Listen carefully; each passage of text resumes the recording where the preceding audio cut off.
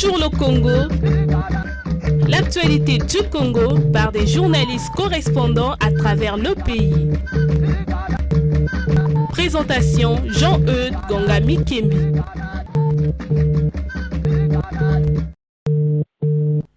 Bonjour à vous qui nous écoutez au Congo à travers nos radios partenaires et dans le monde et bienvenue à votre émission. C'est parti pour une trentaine de minutes de périple à travers le Congo pour des infos fraîches des villes de notre pays avec nos journalistes correspondants. Bonnes conditions d'écoute à toutes et à tous. L'accès aux soins de santé devient plus coûteux pour les habitants de l'UTT, ville du département de la Bouenza, pour cause la rupture du contrat entre la Banque mondiale et les structures de santé publiques et privées de la localité. Le manque de transparence dans la gestion des fonds est pointé du doigt par l'institution financière internationale. La localité de Gamboma, dans le département des Plateaux, dépouillée de beaucoup de mains valides des élèves partis en vacances dans de grandes villes comme Brazzaville et Pointe-Noire en cette période de vacances. La production agricole prend un sérieux coup, nous dira Nazer Lébi, notre correspondant. Plusieurs avenues de la ville de Pointe-Noire font peau neuve, nous dira Yann Orion, notre correspondant dans cette ville. Une ville qui est en chantier au grand plaisir des usagers de la route et des populations. Pour commencer, direction la ville de Gamboma pour évoquer les vacances avec vous, Nazer Lébi. Vous êtes notre correspondant à Gamboma.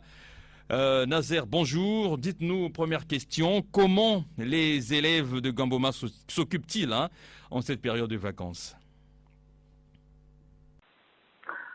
Bonjour Jean-Eudes, bonjour à tous les auditeurs de Bonjour le Congo. Vous savez, pendant cette période de vacances, les élèves sont dispersés. Les uns préfèrent aller passer les vacances en ville. Quand on parle de ville, il s'agit bien sûr de villes comme Pointe-Noire, Brazzaville et Dolisie. Par contre, d'autres préfèrent rester sur place pour se lancer dans plusieurs activités lucratives. Et d'autres préfèrent aussi aider les parents qui se sont occupés d'eux pendant les 9 mois. En cette période de vacances, les élèves choisissent d'aller vers les grandes villes comme Brazzaville, Pointe-Noire et Dolisie, vous l'avez dit, en portant avec eux leurs bras valides. Alors, conséquence, l'activité agricole qui prend un sérieux coup. Comme vous le constatez, Jean-Eudes, à travers le pays, la couche juvénile est plus considérable que les vieux. Alors pendant les vacances, ici à Gamboma, bon nombre de jeunes qui vont se reposer en ville pour des raisons de luxe. Alors on assiste à une baisse totale des mains valides pouvant développer l'activité agricole, telle que la culture des Niam ici à Gamboma, du manioc pour ne citer que cela. Alors Nazer, évoquons finalement un tout autre aspect, celui du personnel enseignant des écoles privées. Quelle est leur situation socio-économique en cette période de vacances lorsqu'on sait que généralement ils ne sont pas payés? On ne peut parler des enseignants des écoles privées, mais il faut aussi ajouter les prestataires qui évoluent dans les écoles publiques. Vous savez que quelqu'un qui n'est pas payé, c'est difficile pendant la période des vacances pour survivre. Il se lance dans d'autres activités telles que la culture de Niam et mène une vie vraiment misérable ici à Gamboma. Merci Nazer pour votre intervention depuis la ville de Gamboma, Gam City pour les intimes, dans le département des Plateaux où vous travaillez pour la radio Kenny. Bon week-end à vous à Gamboma. Du nord au sud, nous voici à l'UTT dans le département de la Bouenza où les inquiétudes des populations vont grandissantes concernant l'accès aux soins de santé. En effet, le divorce est consommé entre la Banque mondiale et les structures de santé publiques et privées de la ville qui bénéficiaient d'un appui de l'institution financière internationale. Dimi Bitemo Mwanza, bonjour. Qu'est-ce qui a conduit à la rupture du contrat entre la Banque mondiale et l'hôpital de base de l'UTT ainsi que d'autres centres de santé privés?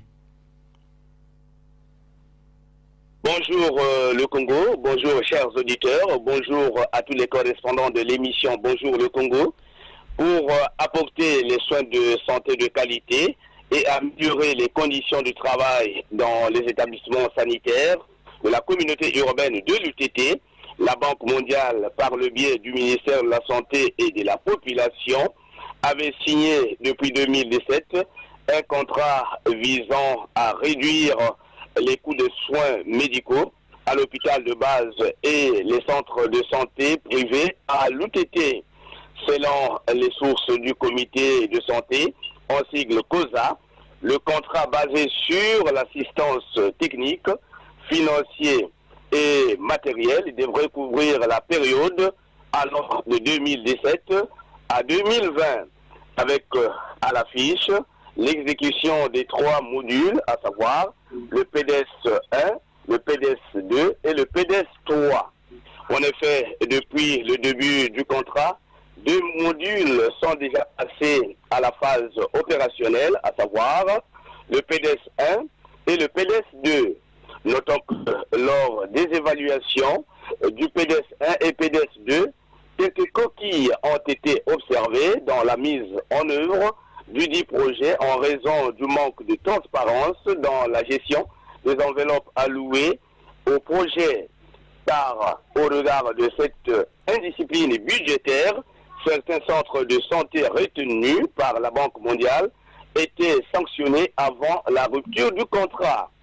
Il est de signaler que des 3 modules que compte le projet, le PDS 3 exige à ce jour un apport financier de la partie congolaise et la Banque mondiale pour arriver à terme du contrat fixé en 2020.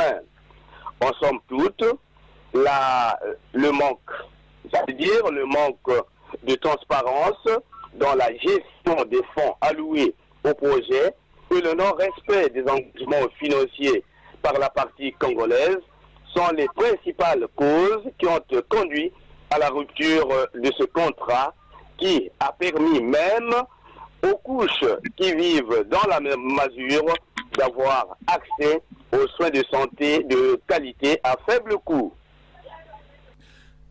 Alors Dimi, dites-nous en quoi tenait le contrat entre la Banque mondiale et les structures de santé de l'UTT?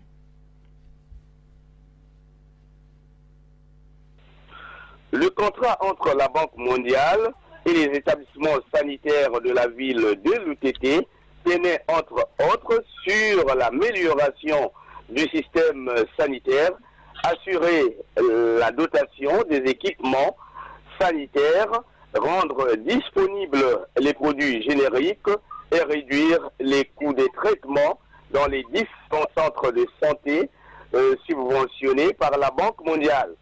Autrement dit, Jean-Eudes, la Banque mondiale, dans sa politique, souhaitait mettre à la disposition de toutes les couches sociales les soins de santé de qualité tels que inscrits dans la vision du ministère de la Santé et de la Population qui ne cesse de bâtir toutes les stratégies nécessaires afin de garantir la santé pour tous.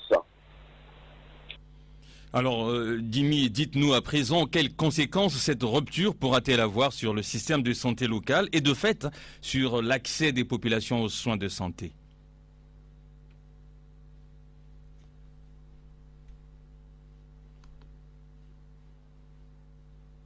Les conséquences qui peuvent en découler après la rupture du contrat entre la Banque mondiale et les structures sanitaires de la ville de l'UTT sont multiples.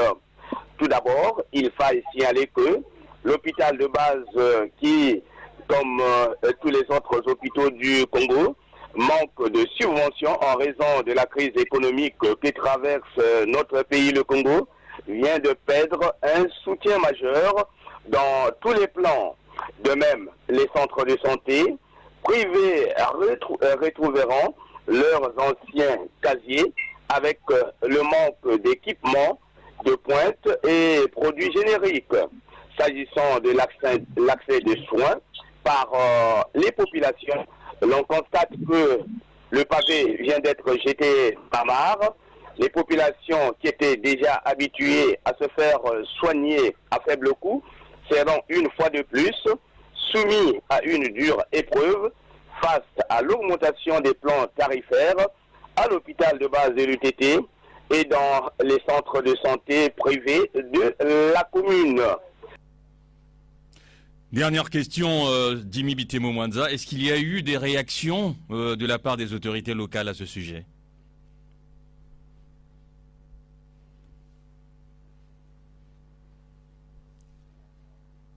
À propos propos de la rupture du contrat entre la Banque mondiale et les établissements sanitaires, l'on constate, Jean-Eudes, un silence de cimetière du côté des autorités locales.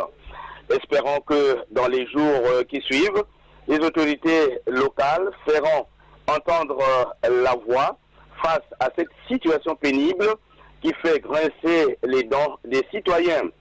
Enfin, un cri d'alarme est donc lancé à l'endroit des pouvoirs publics pour faire aboutir le programme de développement sanitaire jusqu'en 2020 pour essayer de soulager les populations tant soit peu en cette période de crise économique. C'était à l'instant la voix de Jimmy Bitemo Mwanza, notre correspondant dans la ville de Lutete, dans le département de la Bouenza. Merci Jimmy pour tous ces détails. Et bon week-end à Lutete. Je rappelle que vous travaillez là-bas pour le compte de la radio rurale. Marie Bella, correspondante de Bonjour le Congo dans la ville de Ouesso, dans le département de la Sangha, est en ligne à présent avec nous. Marie, bonjour. Vous nous parlez aujourd'hui de ces nombreuses parcelles dans la ville qui se transforment spontanément en décharges d'ordures ménagères, aux grandes dames des voisins naturellement. Est-ce que l'on peut dire que ce phénomène pose en toile de fond le problème de manque ou d'inexistence totale des poubelles publiques dans Ouesso? Bonjour Jean-Eudes et à tous nos auditeurs. Pas du tout. C'est un problème de civisme. Avant, les immondices étaient placés derrière les maisons, ensuite brûlés. Mais aujourd'hui, la mauvaise foi des gens fait qu'ils préfèrent jeter les ordures dans les parcelles inhabitées. Ils disent que c'est pour faire mourir les mauvaises herbes et éviter la prolifération des reptiles. Est-ce que la municipalité dispose d'un service de collecte des ordures? Si oui, comment fonctionne-t-il? La municipalité ne dispose pas d'un service de ramassage des déchets ménagers. Il n'existe qu'un service privé qui a vu le jour à l'arrivée du nouveau maire de la ville de Ouesso, Alain Daniel Keta Bangui, une société privée qui fonctionne de la manière suivante. 1000 francs leur sont versés par les ménages pour l'abonnement. Ensuite, c'est aux clients de choisir les bacs à ordures qui leur conviennent selon le prix proposé. Les coûts vont de 1000 francs à 15 000 francs qu'ils doivent payer chaque fin du mois. Alors dites-nous Marie, lorsque les ordures s'entassent dans les parcelles inhabitées dans des proportions insupportables par le voisinage, qui prend en charge alors leur dégagement? Lorsque les ordures s'entassent dans ces parcelles inhabitées à des proportions insupportables par le voisinage, les Ouessois font recours généralement à deux solutions. La première consiste à les brûler, ceci pour éviter la multiplication des maladies comme le paludisme, la typhoïde et le choléra, disent-ils. Quant à la deuxième, c'est le propriétaire de la parcelle qui doit retrousser les poches pour s'entacher les services d'une moto-brouette ou d'un véhicule pour dégager ses ordures. Les frais sont supportés par lui-même vu qu'il ne sait pas en réalité qui a rempli sa parcelle d'ordures, évitant ainsi d'incriminer qui que ce soit. Généralement après ménage, il érige une pancarte portant les inscriptions suivantes: interdiction formelle de jeter ses ordures ménagères. Pour ceux dont les moyens leur permettent, il engage les travaux de construction. Marie Bella, correspondante de Bonjour le Congo dans la ville de Ouesso. Marie, merci pour tous ces détails. Je rappelle que vous travaillez dans cette ville pour le compte de Radio Béni. Le 15 août dernier, dans notre pays, a été célébré le 58e anniversaire de l'indépendance. Un grand défilé civil et militaire a eu lieu à Brazzaville. Des activités diverses un peu partout dans le pays, comme justement à Makwa, dans le département de la Cuvette, où les autorités et les organisations ont rassemblé les habitants autour des activités citoyennes. Pour faire le point de cela, nous sommes avec Judy Kael Abo, notre correspondant à Makwa. Bonjour Judy Kael. Quels ont été les grands moments de la célébration de la fête nationale à Makwa? Bonjour Jean-Eudes, bonjour les auditeurs de cette caravane nationale. À l'instar d'autres districts, Makwa n'est pas resté en marge de la fête nationale. Nonobstant la situation financière difficile que traverse notre pays, les habitants de Makwa ont célébré les festivités marquant les 58 ans de l'accession du Congo à la souveraineté nationale et internationale. Parmi les grands moments de cette célébration, on peut citer l'opération Salubrité initiée par l'administrateur maire de la communauté urbaine de Makwa, Jean-Émile Ongayolo, qui avait réuni autour de lui quelques mutuelles le 14 août. Le 15 août, le défilé n'étant pas à l'ordre du jour, le sous-préfet du district de Makwa, Jérôme Oko, avait rassemblé dans un bar de la place les chefs de service, les chefs de quartier et quelques responsables des associations traditionnelles. Un rassemblement qui a donné lieu à des évocations qui ont retracé les moments forts qui ont conduit le Congo à l'indépendance en 1960.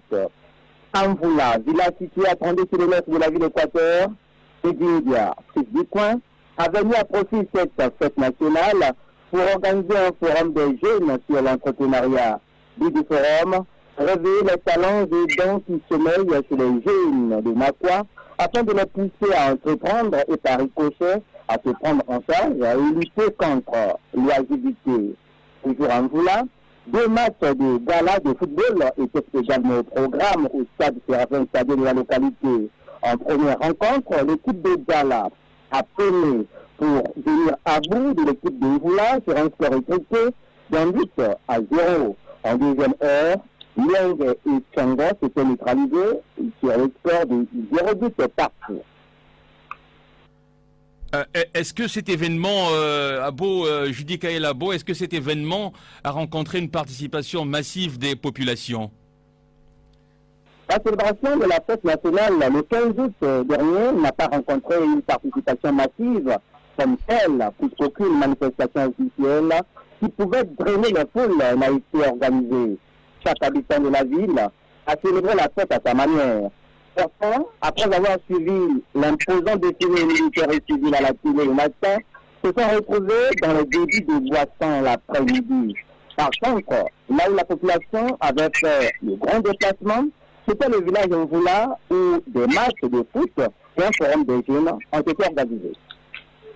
Le défilé à la télé que vous avez évoqué, Judy Kael, c'est bien sûr celui organisé dans la capitale Brazzaville. Il est important de le préciser. Une dernière question, chers confrères. Peut-on dire que les populations de Makwa saisissent la portée patriotique de cette commémoration au-delà de la dimension festive?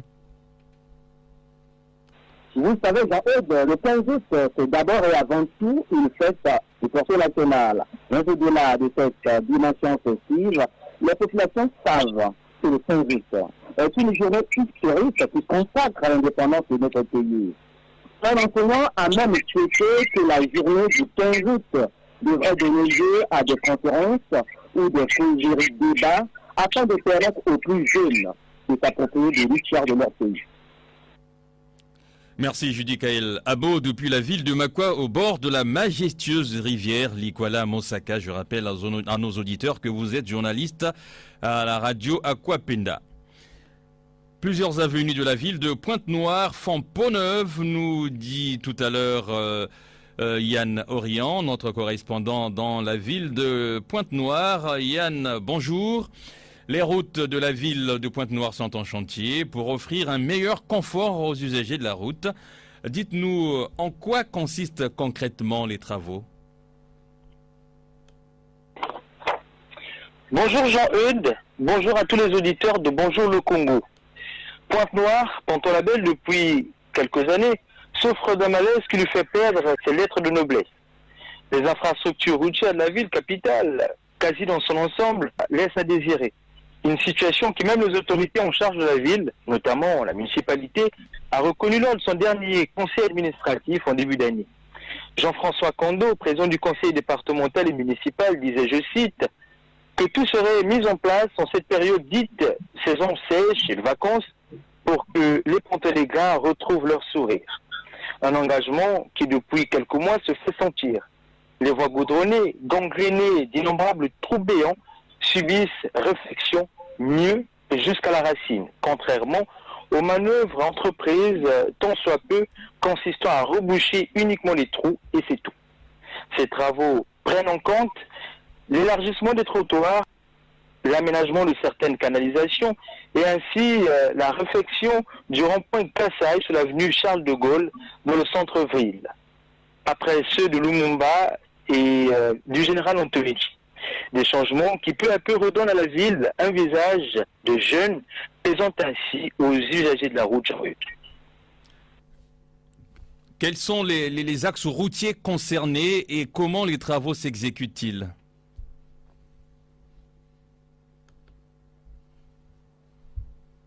Alors, Jean-Eudes, il faut noter que les travaux sont en cours. Alors, l'urgence est pressante dans les périphéries de la ville. Dans le 2e arrondissement, Vouvou par exemple, les avenues Schwelcher, Louis Portela et Zachary Costade, toutes conduisant vers le marché central, ont subi un aménagement conséquent. Les nationales numéro 4 en allant vers la frontière cabindaise dans le 6e arrondissement Ngoyo et numéro 1 dans le 4e Luanjili, zone Mongokamba et Kwiku, sont en cours d'aménagement. L'avenue Marie-Ngwabi, sur un périmètre donné, a aussi reçu la visite des engins. Et autres seront sûrement prochainement retouchés. Dites-nous, Yann Orion, quel était l'état des voies urbaines, des voiries urbaines de la ville de Pointe-Noire avant cette opération? Alors, comme énoncé en amont, Jean-Eudes, Pointe-Noire avait, sans se mentir, perdu son bleu-azur d'antan. Si la société d'assainissement pouvait apporter sa touche en la matière, les routes, elles, étaient loin de refléter le propre imposé. Une situation pénible pour les usagers de la route qui, surtout en période de pluie, mais pas que, cause embouteillage et détérioration du matériel. Pour finir, certains travaux, notamment le passage de la fibre optique, a eu à déchirer plusieurs voies et ce fait n'est resté sans conséquence. Dernière question, Yann Orion, ces travaux sont exécutés en pleine période de crise financière dans le pays, ce qui est plutôt étonnant. Qui finance? La dernière session administrative et budgétaire du conseil départemental et municipal de la ville a loué la somme de 9 milliards pour tous travaux d'entretien de la ville sur un budget annuel estimé à 11 milliards. Une somme cintrée qui n'a permis de réaliser des travaux de haute envergure.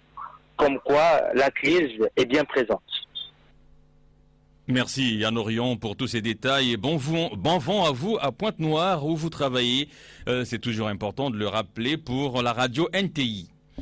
Pour terminer ce tour de correspondant du sport et nous posons nos valises pour un moment dans la ville de Kinkala, dans le département du Poul, où nous retrouvons l'un de nos correspondants dans la ville, Prince Baman Mour. Le sport, c'est du Nzango, notamment le championnat départemental qui a rendu son verdict. Bonjour Prince, pouvez-vous nous replonger dans le déroulement de cette compétition? Bonjour Jean-Eudes, bonjour le Congo. En effet, Jean-Eudes, la fédération congolaise de Nzango, comme toutes les autres fédérations, organise chaque année un championnat national pour finir la saison sportive. Et prélude donc à ce championnat national, chaque ligue affiliée à la fédération organise son championnat dans les départements du Congo. Et une ligue qui n'a pas organisé son championnat ne sera pas représentée au championnat national. Et la ligue de Nzango du Poul a donc organisé sa 3e édition du championnat départemental du 10 au 12 août 2018 à l'esplanade du stade Omnisport de Kinkala. Compétition qui a connu la participation de 9 équipes sur une quinzaine d'équipes affiliées. Il s'agit de la Céleste Digné, venue du district Digné, les femmes dynamiques de Linzolo, venues de Goma-Tete, Harlem de Yokama, un village dans le district de Kinkala, et 6 équipes de la commune de Kinkala, modèle à suivre, Patronage, Les Unis, Espoir, La Source et Amac Sport. Les équipes ont été reparties en 2 poules de 4 et 5 équipes, dans lesquelles sont sorties 2 équipes par poule qui ont joué les demi-finales, ensuite la finale. Et la Ligue a mis en place 4 commissions: l'organisation, l'accueil et hébergement, commission technique et la sécurité. Les cérémonies d'ouverture et de clôture ont été placées sous le patronage de Monsieur le préfet du Poul, représenté par son conseiller socio-culturel Daniel Ndokolo Jean-Eudes. Venons-en à présent au résultat, Prince, de la compétition. Quelle est l'équipe qui s'est taillé la part du lion au terme de cette compétition? Au classement final, Jean-Eudes, et l'association sportive Les Unis de Kinkala qui a pris la première place du championnat, suivi de l'équipe La Céleste Digné venue de très loin. Et la 3e place a été occupée par l'association Club Modèle à suivre qui a battu Patronage en match de classement. Patronage de Kinkala qui a donc fini 4e au classement. Les 3 premières équipes représenteront la Ligue du Poul au championnat national Incaï qui aura lieu du 10 au 20 septembre prochain. Alors, pouvez-vous nous brosser un peu la présentation des 3 premières équipes du classement? En effet, Jean-Eudes, les équipes Les Unis, Assigné et Association Club Modèle à suivre ont gagné leur qualification pour aller représenter le pool au championnat national de Nzango que la Fédération nationale de Nzango organise en Caï. Il faut signaler, Jean-Eudes, que l'association sportive Les Unis est une jeune équipe créée juste en 2016 pendant que les armes battaient encore dans le pool. Et pour sa première participation au championnat départemental, l'équipe Les Unis est première grâce à l'expérience de ses joueuses qui pour la majorité proviennent d'une grande équipe qui a été dissoute, Espoir de Espérance de Kinkala. Et la Céleste Digné, qui a occupé la 2e place, n'est plus une équipe à présenter. Elle a été championne à la toute première édition du championnat départemental en 2015. Elle a participé au premier championnat national de Nzango en 2015, toujours à Pointe-Noire. Elle a représenté le pool aux 11e Jeux africains de Brazzaville, où le Congo a montré le Nzango aux yeux du monde. Et enfin, l'association Club Modèle à suivre, mais aussi sous les crépitements des armes en 2016 à Kinkala, comme les Unis Nzango. L'association Club Modèle à suivre a une particularité, Jean-Eudes. L'équipe occupe toujours la 3e place à toutes les compétitions auxquelles elle a déjà participé depuis la 2e édition du championnat départemental. En tout cas, même dans les tournois organisés hors ligue, elle occupe toujours la 3e place. C'est pour dire que c'est une équipe qui se confirme et qui veut toujours être en haut du podium. Voilà donc la présentation de ces 3 clubs sur lesquels les espoirs du pool reposent au championnat national de Nzango Nkaï 2018. Et bien sûr, les ressortissants du pool les accompagnent car l'aventure nécessite beaucoup de moyens. Et parfois, les équipes ne participent pas faute de moyens. Jean-Eudes. La voix de Prince Baman-Mour, l'un de nos correspondants à Kikala, journaliste à la radio communautaire, vient donc de mettre un terme à notre tour de correspondant à travers le Congo. Il parlait du championnat national qui va se dérouler, championnat national de Nzango, qui va se dérouler dans la ville de Nkaï, dans le département de la Bouenza. Je rappelle la date, c'est du 10 au 20 septembre prochain. Petite innovation dans notre émission, notre équipe de production a institué la question de la semaine. À partir de la semaine prochaine, la prochaine émission, eh bien, une question se rapportant sur le Congo sera posée aux auditeurs. La question pourra porter sur l'histoire, la géographie, la culture, la gastronomie ou encore les personnalités célèbres. Les 2 meilleures réponses tirées au sort seront récompensées. Si vous voulez contacter notre service de production, et numéro de téléphone et WhatsApp, le 06 512 54 97, précédé du 00 242 si vous êtes hors du Congo. Une boîte mail, bonjour le Congo, tout attaché, @gmail.com. La réalisation technique de cette émission était assurée par Dubrin Brunel, webmaster et communication, Poncien Kayagoma. Ce programme peut être réécouté en podcast sur notre site internet www.groupecongomedia.com, média avec un S, dans la rubrique productions audiovisuelles et productions radio, ou en cliquant sur l'onglet Bonjour le Congo. Merci à vous qui nous écoutez sur l'ensemble des radios partenaires à travers le Congo. Au revoir et à très bientôt. C'était Bonjour le Congo. L'actualité du Congo par des journalistes correspondants à travers le pays. Présentation Jean-Eudes Gongami Kimbi.